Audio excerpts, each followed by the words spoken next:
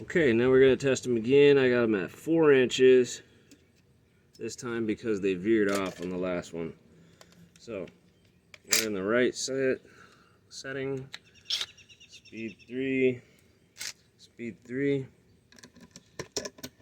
switching sides, and we're going to see if the wood has some deviation to it. So 3, 2, 1.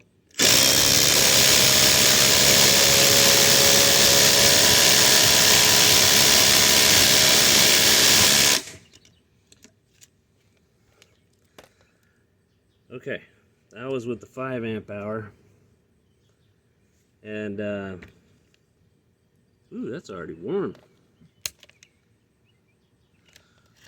Also warm, but not even near as warm. This one right here is different. It's better for smaller screws. It doesn't even barely hammer on a 3-inch screw.